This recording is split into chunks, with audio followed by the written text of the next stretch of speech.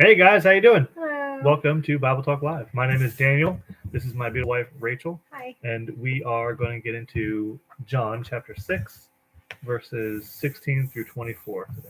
This is where Jesus walked on water, Walking on water. going out to see his boys on the Sea of Galilee. Anything to say? I don't. All right. So what we're doing is we're soaping through Scripture. So we're talking about which verse in the Scripture stood out to us. And some observations that we have of these verses, how we can apply it to our lives, and then we're going to finish off with a prayer. Both my wife and I have been through these verses ahead of time, so we've picked out our notes ahead of time here, and we're going to share it with you if you're interested. So we'll encourage you to read this section again. It's chapter 6, verses 16 to 24, and do what I said. Verse, application, observation. Do what I say. Yeah.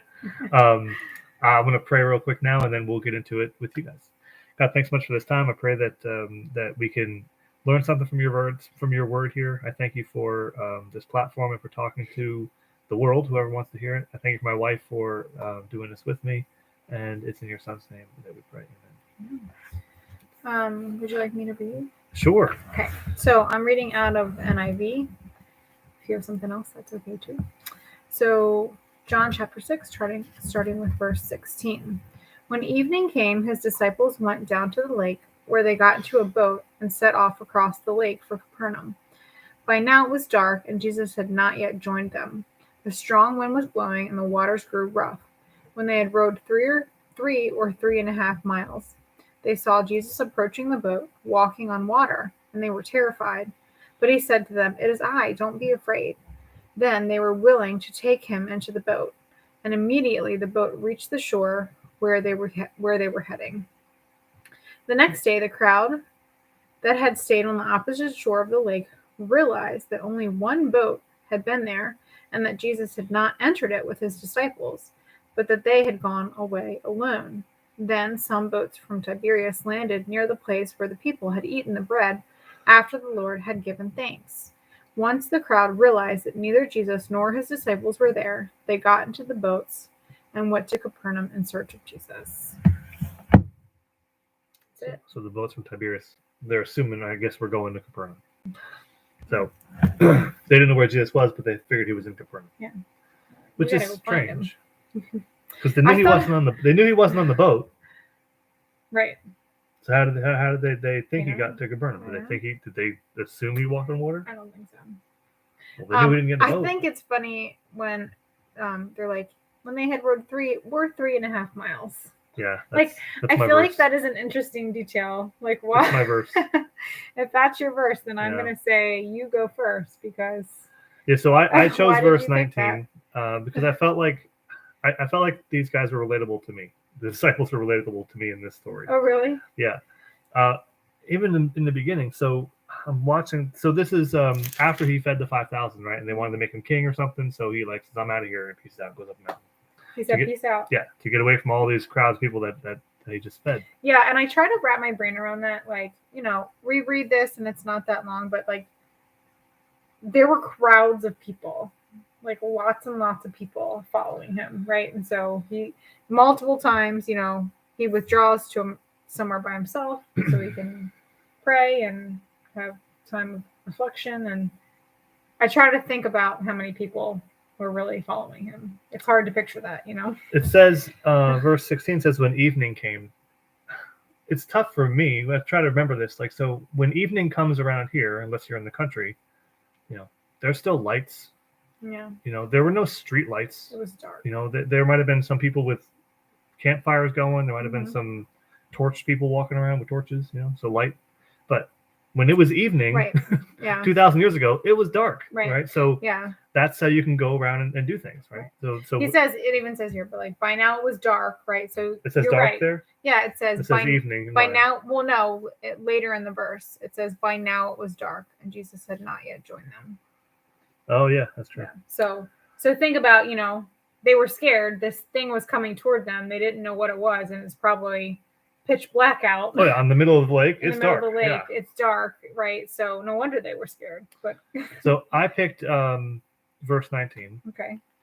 Let me read it. When they had rowed 3 or 3.5 miles, they saw Jesus approaching approaching the boat, walking on water, and they were terrified, as would I be.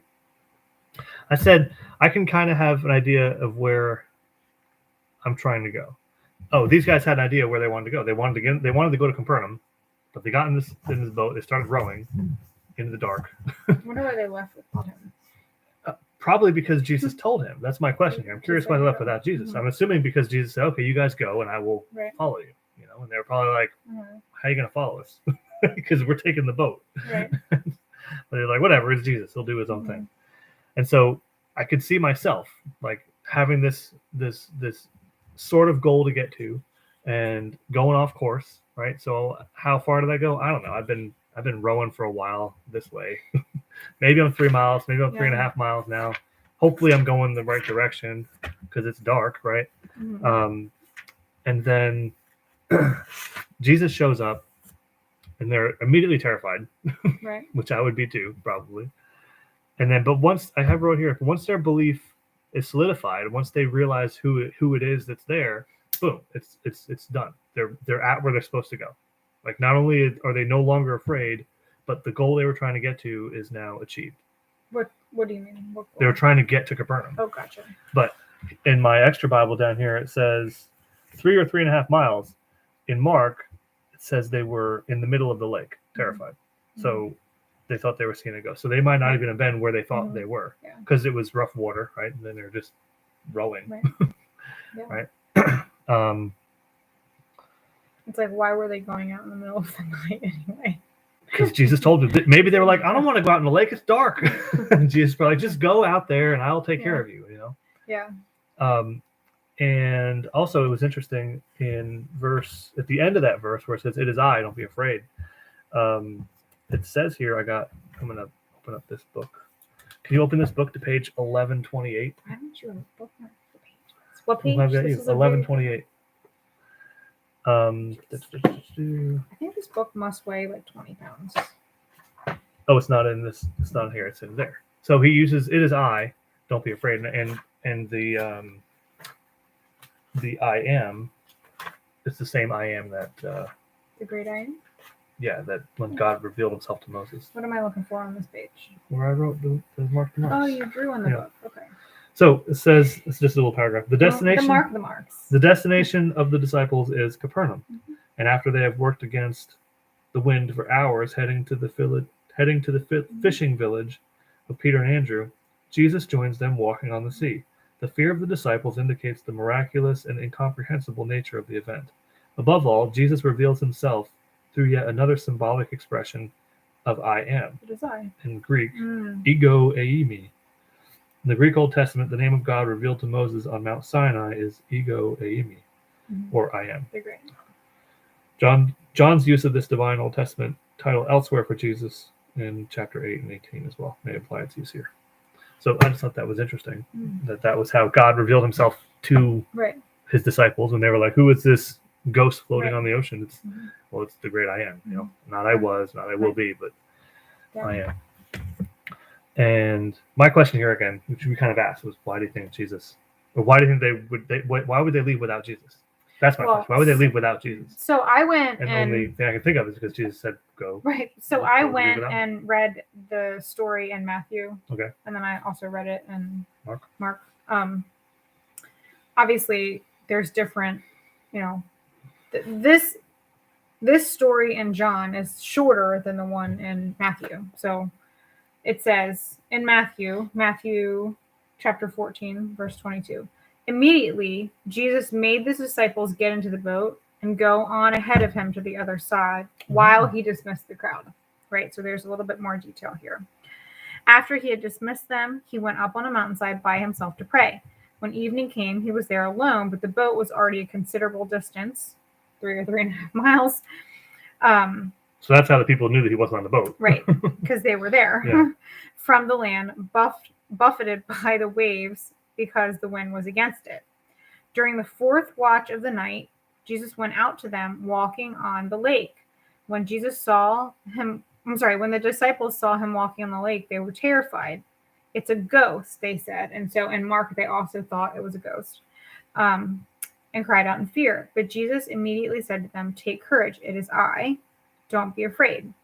And then this is another part that's not in the story that we read in John. So then Peter says, "Okay, Lord, if it's you," Peter replied, "tell me to come to you on the water."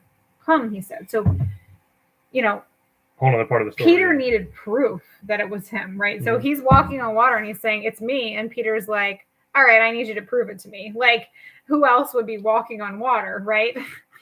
So he says, "Tell me to come to you on the water," right? "Come," he says. Then Peter got down out of the boat, walked on the water, and came toward Jesus. But when he saw the wind, he was afraid and began to sink, crying out, "Lord, save me," right? So he started to sink as soon as he started to not have faith, right? Immediately, Jesus reached out his hand and called him. "You of little faith," he said, "why did you doubt?" And when they climbed into the boat, the wind died down. Then those who were in the boat worshipped him, saying, "Truly, you are the Son of God." When they had crossed over, they landed at, I don't know how to say this correctly, Gennesaret. And when the men of that place recognized Jesus, they sent word to all the surrounding country.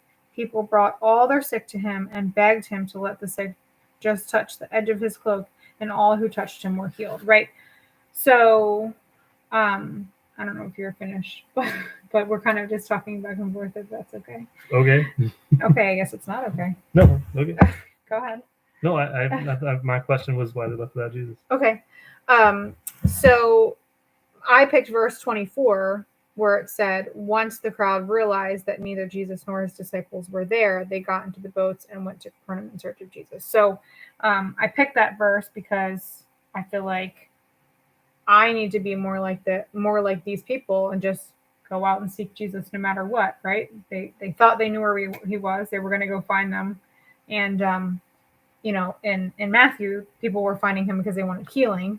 In John, it doesn't specify, but all it says is that they realized he wasn't there, so they went in search of him, right? So I felt like this verse showed me that I should be seeking Jesus. That is all. Cool. You have application? I didn't write anything. No? Well, my application is to seek Jesus. Right. That's the application. Cool. Yeah. What about you? I wrote for my application, can I do what God asks me to do without doubting? Because in my mind, I'm like, well, these guys probably didn't want to leave Jesus there. They were like, well, how? This didn't make any sense to them. And when you read it in Matthew, where Jesus basically sends them off, right? Kind of like he was in front of everybody, so they couldn't argue with him. Well, it also like, said okay. that so he could dismiss the crowds, right? Yeah. He was trying to deal with the crowd of people, and he was probably giving them a buffer to go so that they didn't have to deal with it. That's true. He knew that he could just walk out to the boat. Mm-hmm. Yeah. And then will I recognize him when I need him?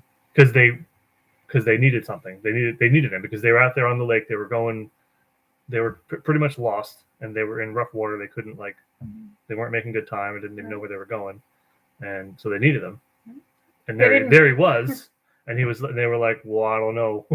They didn't question, should I go out in the middle of the dark? They followed.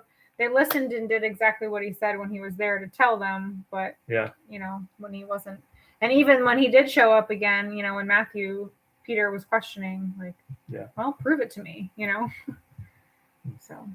And my prayer was to help me to listen to your instructions and obey your commands. I didn't write it down this time. That's okay. I fell asleep. Oh, you did it last night. I was doing this last night. I fell asleep. So yeah, I don't know. It's interesting, and I also went and read it in Mark, but there's this kind of connects to the message that we heard at church on Sundays, just because in one gospel it says this and the other one it says something else, it doesn't mean it's wrong. It's just a different account of the story. Like if you went and saw something and you were telling somebody about it, you might recall different details about the event than I might. So it's cool to read it in the different gospels to kind of fill in the gaps and see the different perspectives. So yeah, that's all I got. All right. Well, that's all I got too. So thank you guys for watching. And next week, are we going to finish chapter 6? I think I'm mean, the next section is the bread of life. So we could do it all together. We could separate it. We don't know. Let's assume we're going to do it all. Okay. So Sounds the rest good. of chapter 6, and then that's it, and then we'll go move on from there. Okay, cool. All right, so chapter 6, verses 25 through the rest Good rest. is what we'll be doing. And if you enjoyed it, thank you so much. I'm glad. I pray that you got something out of this, and I'm thankful that we were able to talk about it with you. Would Anything you else? like to pray? Yeah, sure. And then you can click it. Okay. Okay. God, thanks for this night and for a time to talk about your word and talk about this story.